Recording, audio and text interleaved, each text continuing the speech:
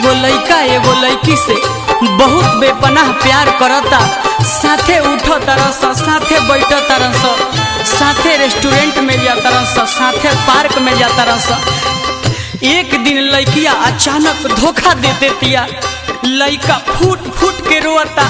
देखी अपना दोस्त से कहा कहता, दिल जेकरा प मोर पागल बा उ दोसरा से लागल बा।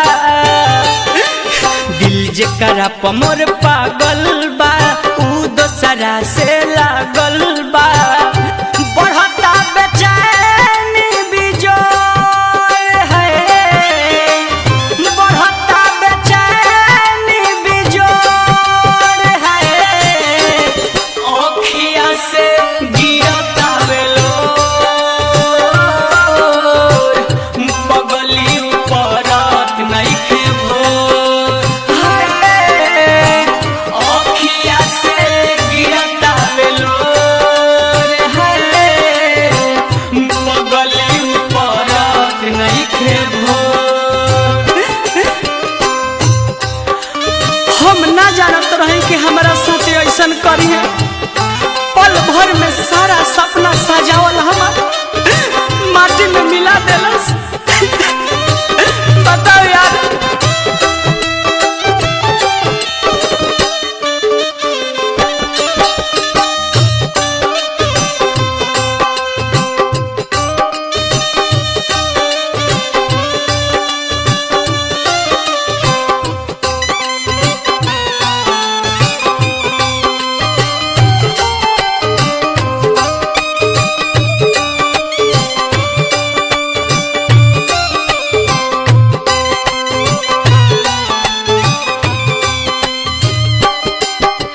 लागल रहे आशा हार गई पासा।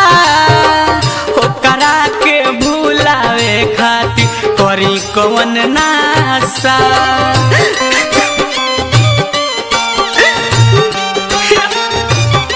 हाँ, लागल रहे आशा हार गई पासा। ओकरा के भुलावे खातिर करी कवन नासा।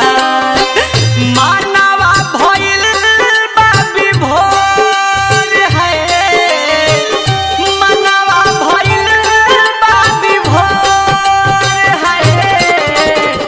ओखिया से गिरता बेलोर है पगली परत नइखे भोर।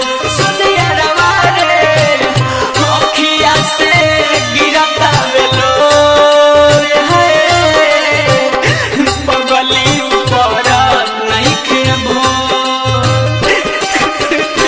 आखिर का है, का दोष रहे, का गलती रहे हमार, क्यों हमारा से मुंह मोड़ लेलस, दूसरा से नाता जोड़ लेलस। बतावा बतावा।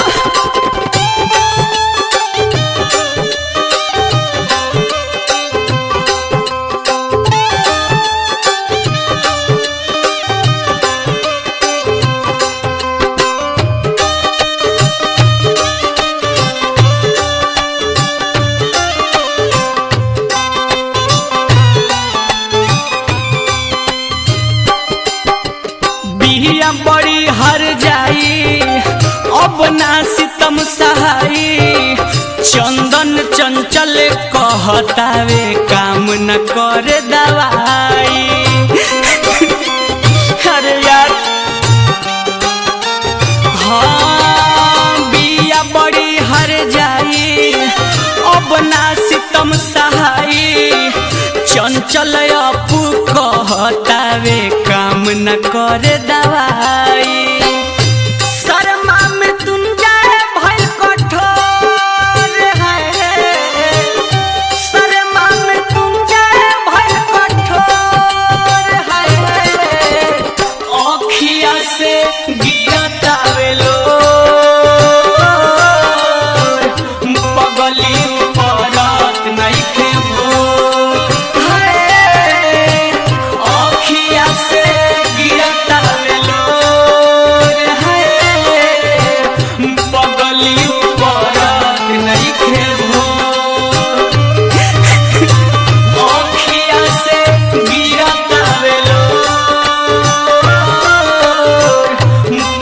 के